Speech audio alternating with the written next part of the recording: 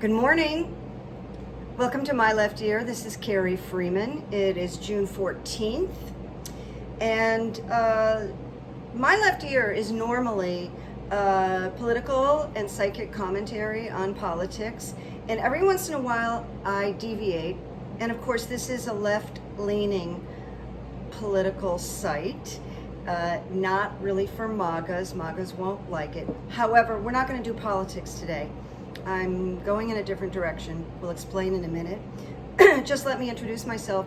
I consider myself a change agent because I facilitate change for people, and I do hypnotherapy, which I've been doing for 20 years, and I do psychic coaching, which is extremely valuable when people are up on decisions and are reaching critical mass in their life and they need answers, directions, solutions. This is what I do, my psychic coaching. Now, some people that follow me will know that every once in a while my print blows up on my outline that I'm looking down on, and it just blew up. So that's what I'm doing, and I apologize, and I haven't been able to get that fixed. As I said, today I'm deviating, but I'm going to be back with politics tomorrow or Thursday. There's a lot going on, isn't there? As you know, I start with a deep breath.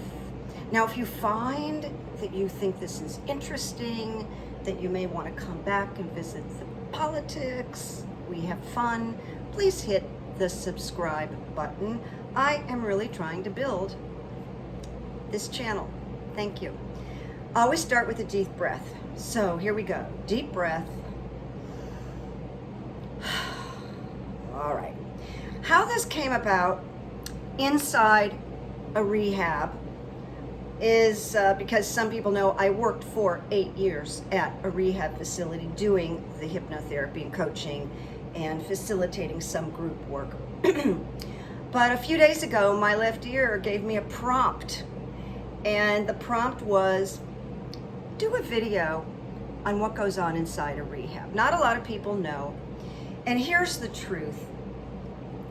Most everybody knows somebody that has been struggling with alcohol or drug addiction. And the experience of going into a rehab is mysterious. And so this might be helpful to you. Maybe you've had a history, or to a loved one. See if you find it interesting. So as of 2020, there are approximately 14,000 rehabs in the United States alone. It is a $42 billion business. Now just think of that, $42 billion business. How this happened for me is that I graduated my training as a hypnotherapist, and my phone rang, which was good evidence, and it was a rehab facility in Malibu, California, saying we're looking for a hypnotherapist, and we got your name, and would you like to come in for an interview? So you don't pass up an interview. Now, prior to this, I got a tarot reading from someone that I've known for a long time, not a friend, but someone who does the work. She's in Michigan, and I wanted a tarot reading because I recognized I'm in transition. I just graduated from something. And she says to me, well, honey, you're going to be working by the ocean. You're going to get an offer to work by the ocean. And I said, well, I live like a long way from the ocean. She goes, well, I'm sorry, you are. And I did. Within like a week, I got the phone call. So I went out for the interview. I wasn't even thinking of working in a rehab. That wasn't on my radar.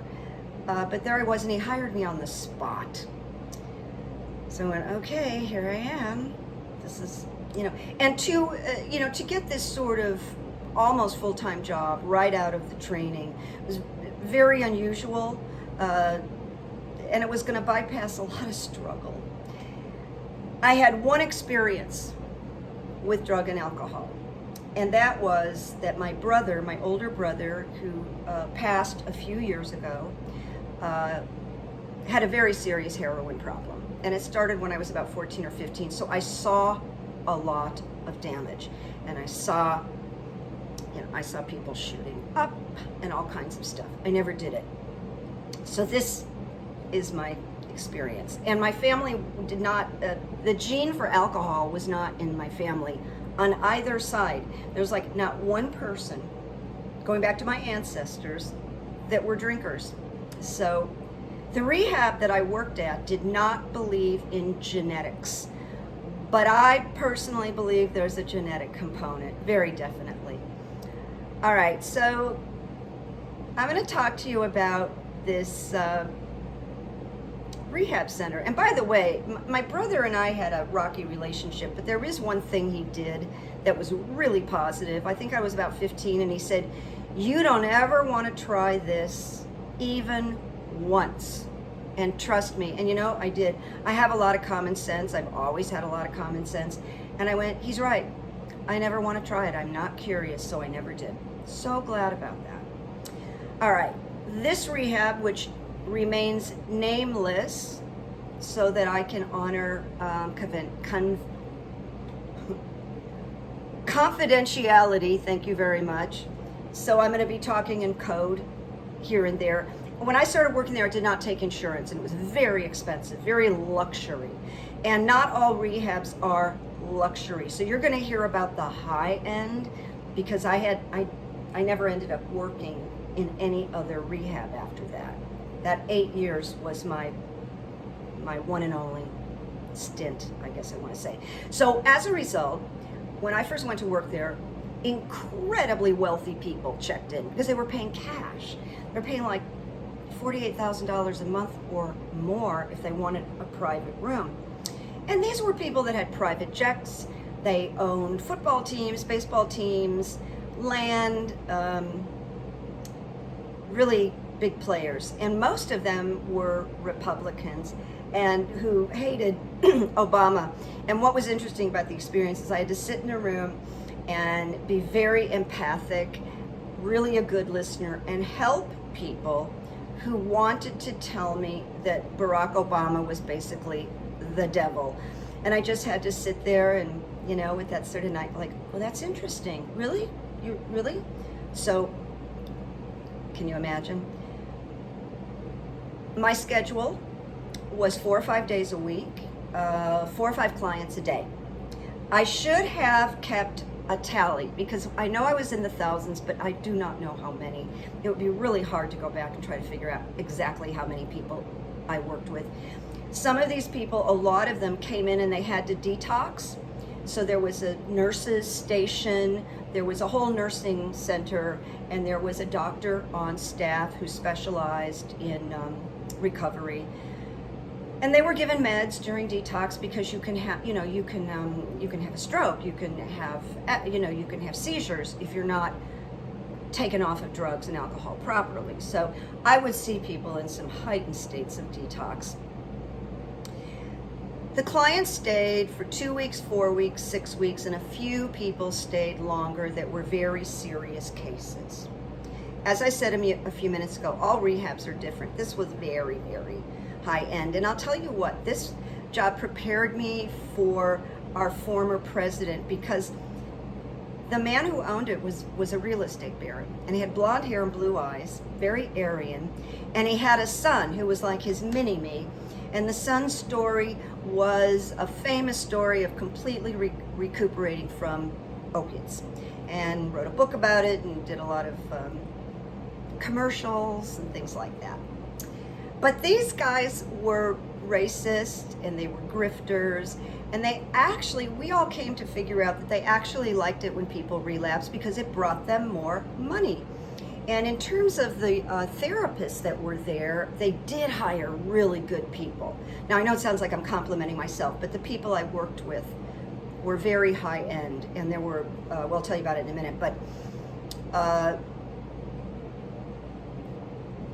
they preyed on vulnerable people at this place, and they told everybody there was a cure, C-U-R-E, a cure. Now, if there was a cure, there wouldn't be 14,000 rehabs in the United States making over $42 billion. There's no cure, but they made a lot of money and they got a lot of clients based on the cure. Now, say that these people reminded me of the former guy's family. Most of the people that the old guy hired were very beautiful, blonde, young women. And hardly any, like maybe there were 2 black people or ethnic people. So it was like that. You get the picture. Now, each client that was there paying all that money, they had a doctor of psychology, someone called Dr. So-and-so. They had a marriage family therapist. They had a spiritual counselor. They had a drug counselor that was only about aftercare and their drugs. They had hypnotherapy, me. They had a pool there. They had a gym with trainers. They had chefs, prepared beautiful meals. And then they had extra activities outside the circumstances, where they would be driven to a ropes course where they were challenged to face their fears, because a lot of people are afraid of heights, they're afraid of jumping, they're afraid of balance. So the ropes courses were great. And they had equestrian therapy, which is a whole big thing, equestrian therapy. It's communing non-verbally with the horses. And people usually come back from those really excited, really enthusiastic from the ropes course and the equestrian. Here's a sample of some of the early clients. I'm just going to give you before insurance. There was an owner of a baseball team, and this is an interesting thing. There was a young guy that became my client. He was really pretty young, real athletic, and he shared with me that he had gotten to the minors, that his passion was baseball. And he did not know who this man was. The man came in with a different name, and it was a secret. But the older baseball owner took a liking to this young man, and they played chess together. So they developed some kind of a relationship, and I think the baseball owner went on to take this kid under his wing. I don't know what happened, but it was pretty crazy. The place allowed people 18 years and older, so there were all ages, all stories, especially when they started taking insurance. But let me just give you a couple of ideas of the kinds of people that would come in, because it wasn't all glamorous. It's not glamorous, getting over drugs and alcohol. There was a man from Indiana who had won the Indiana Lotto, and he had such a severe drinking problem that he came 9 visits and spent millions of dollars. And when we helped him figure out that living near his mother was like a terrible thing, he moved to California, and he finally got sober. We kind of took bets on what would happen with him, but he did. A guy came into my office that looked just like a biker, just like a Harley Davidson, just like one of Trump's Proud Boys, but he wasn't. He was a real sweetheart. But this was a cover for his trauma, his biker guy. He was happily married, he was faithful, he had children, he had a drinking problem. And when he was 11 years old, his mother kidnapped him on his way to school and kidnapped him 3,000 miles away. And that was his big trauma in his life. Really nice man. He got sober. We did have some celebrities. I had a guy that he was young, he was about 27.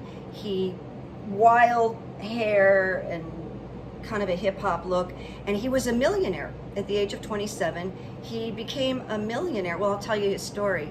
He grew up so poor that he had 1 pair of jeans. And he told me that his mother dumped bleach on the jeans by accident, and he had the 1 pair to wear to school every day, and people noticed he was wearing these bleached out jeans because they couldn't afford another pair of jeans. So he made his fortune in hip-hop clothes. Interesting, huh? There was a Saudi princess and her entire family, and they came to California, and they took up the whole top level of the Beverly Wilshire Hotel, including the penthouse, which is really expensive, but these were the Saudis.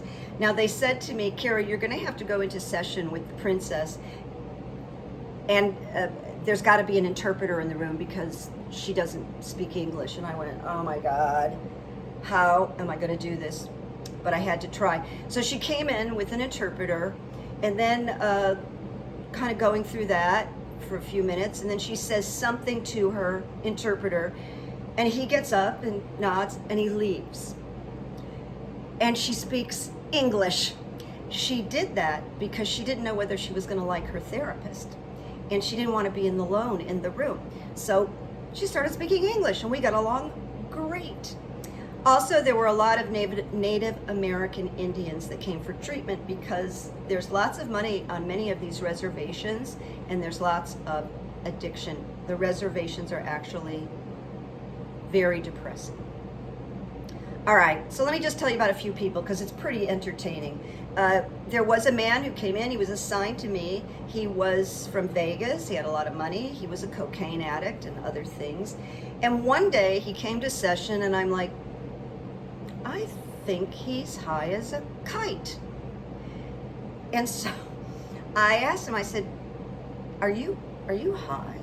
Well, he just let me have it. I mean, why are you kidding me? I can't believe you said that to me. How dare you? And I was like, I'm sorry, but this is my job, and blah, blah, blah. So we got through the session, and he left. And when he left, I picked up the phone and I called the nursing station. I said, you need to drop a urine test on him. Just do that for me. So I run into him at lunch, and he's still in this attitude of how dare you. He walks by me and he's like, oh my, I can't believe you did that, and can't, just guilting me. And well, he tested positive for cocaine.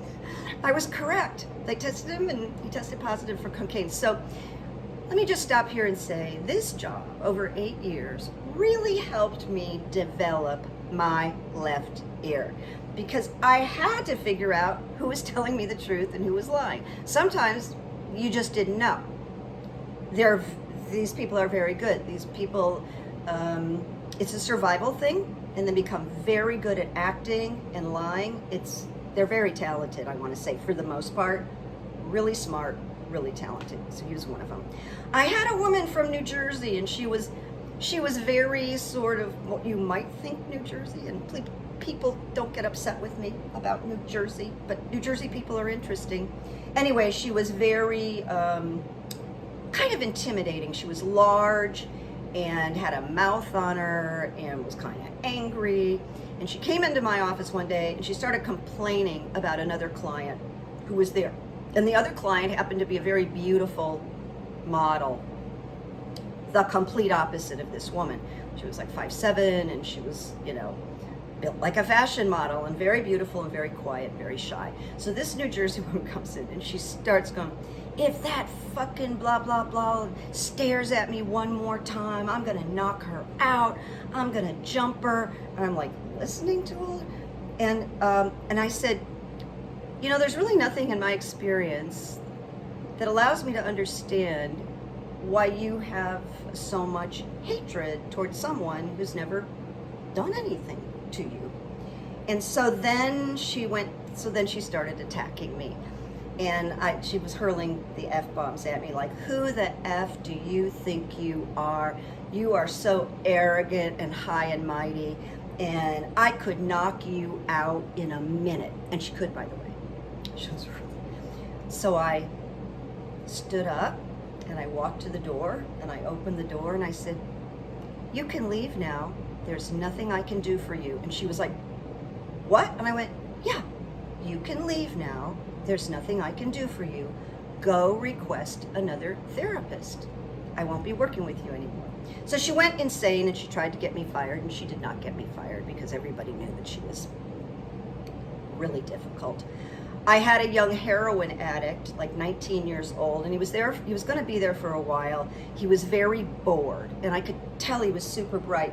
And I said, well, what are you good at? What do you, he said, well, I'm good at the computer. I'm good with websites. I said, I need a website. And do you want to just design me one page? Like, just design one page for me?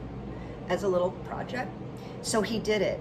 He designed a host page, and it was, well, it's the host page I have today because it was so good.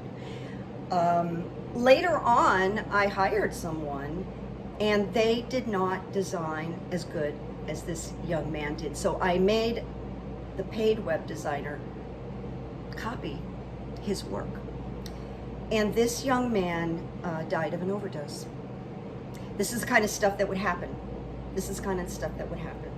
So I had an heir to a very famous potato chip empire.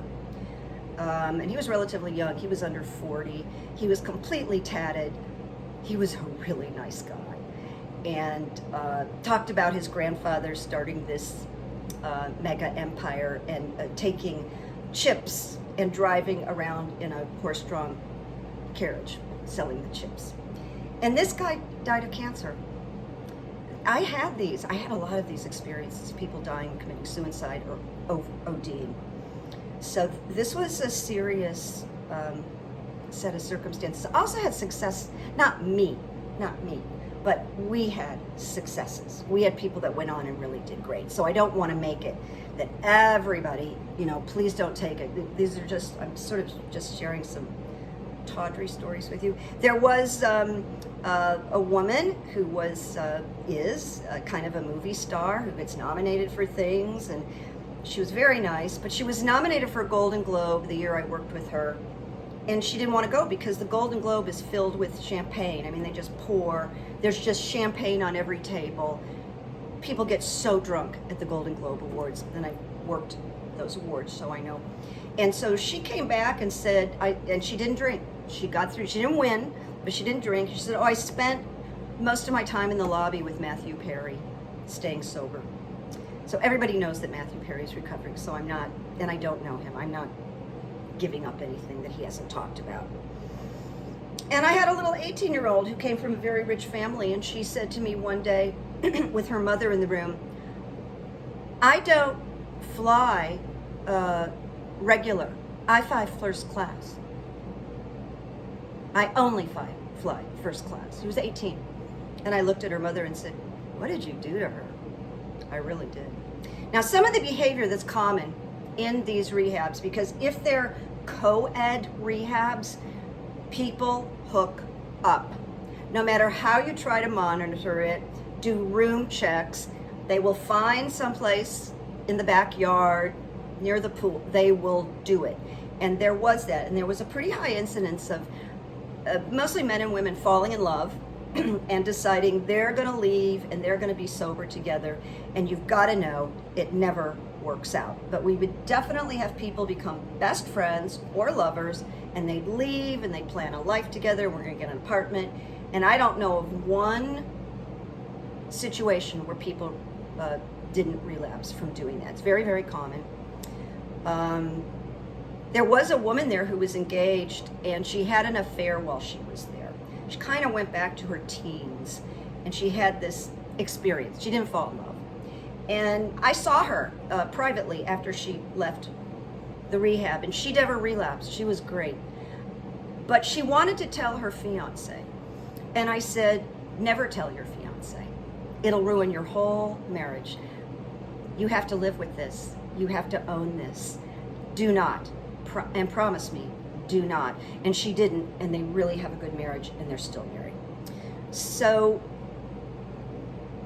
I discovered something, and I probably should have started it earlier, but I want to share this with you. What I noticed is that almost every client I had something happen to them when they were between the ages of 11 or 13 years old. It wasn't always sexual abuse. You think of that immediately, but it was that, but it wasn't always that. It could be bullying. It could be a sudden parental alienation. It could be parents announce divorce. The family moves, and the kid who was a football star can't even get on the new football team, and he's 13. So this is a phenomenon, and I don't know if real psychologists have ever talked about it. And I see it in my own private clients too. Now, when it is sexual abuse, and most people were pretty open about their traumas. The youngest client I had there that had been the victim was, and I hope you're sitting down, 6 years old. And it was at the hands of her father, and she had never told anybody her whole life. So I sat with her, and we wept together, and I held her hand. Forged a really good relationship with her. It's the saddest thing I've ever sat with. And the thing about sexual abuse, if it's not treated, if a person never gets therapy and it's kept a secret, it can create all kinds of massive personality problems. Addictions, but not always addictions. Post-traumatic stress disorder. There can be rage, impulse control. It's what we call axis 2 in psychology. It's the clinical term when there's more than one thing wrong. So it could be extreme narcissism with no empathy and all that, and borderline personality disorder, which is a difficult condition. People can look really normal, but it is a dysregulation of emotions.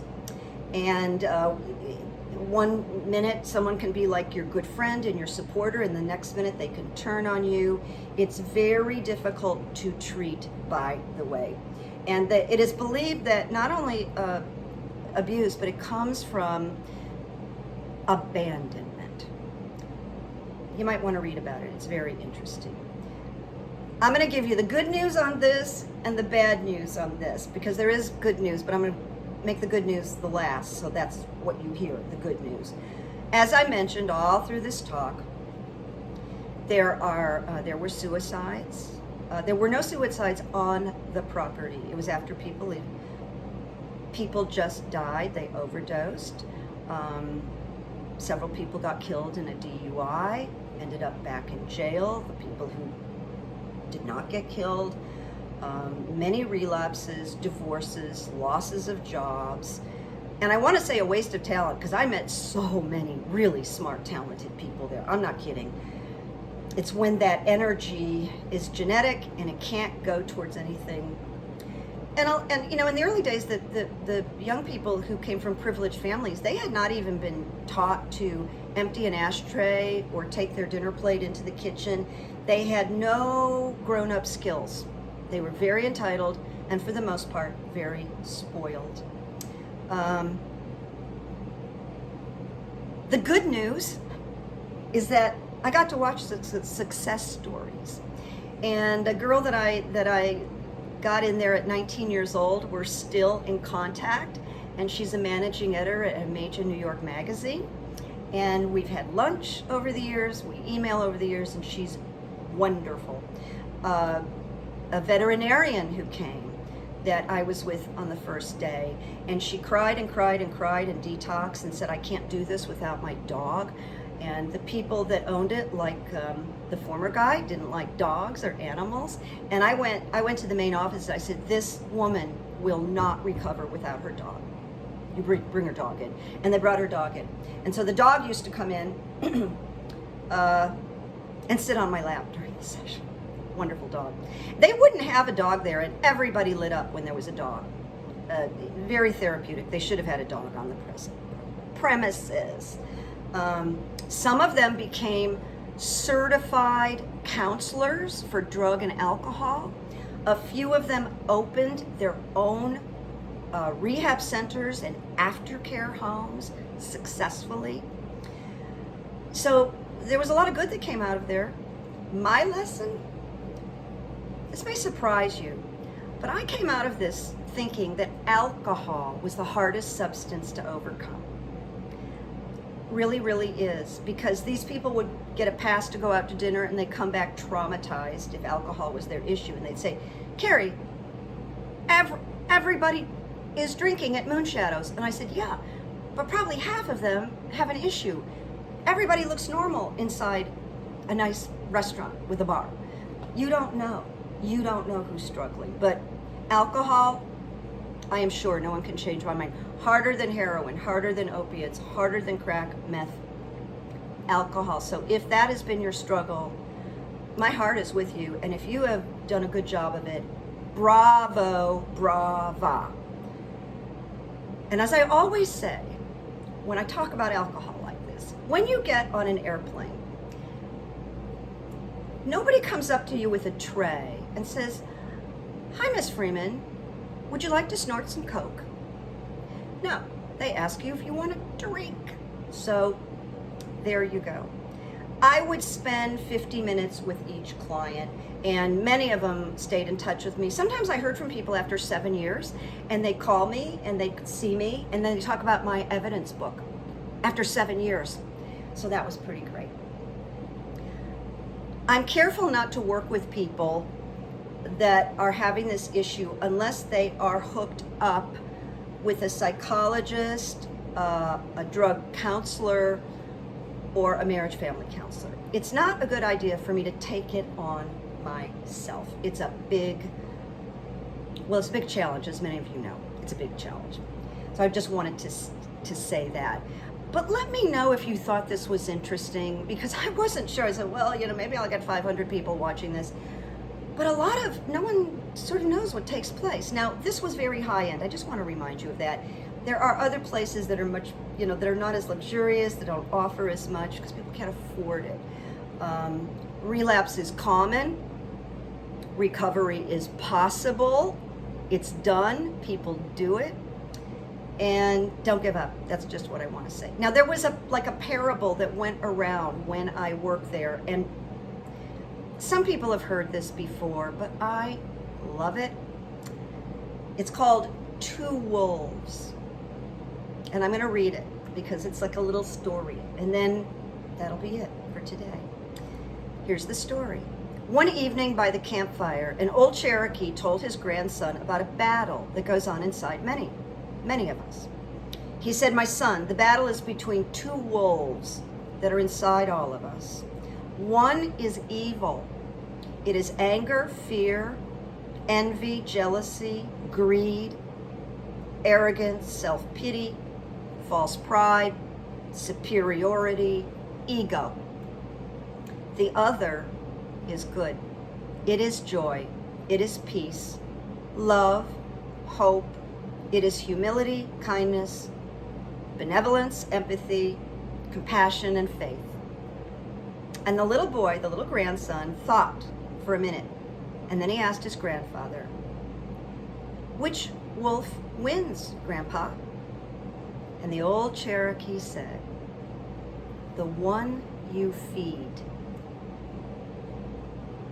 So, feed the white wolf.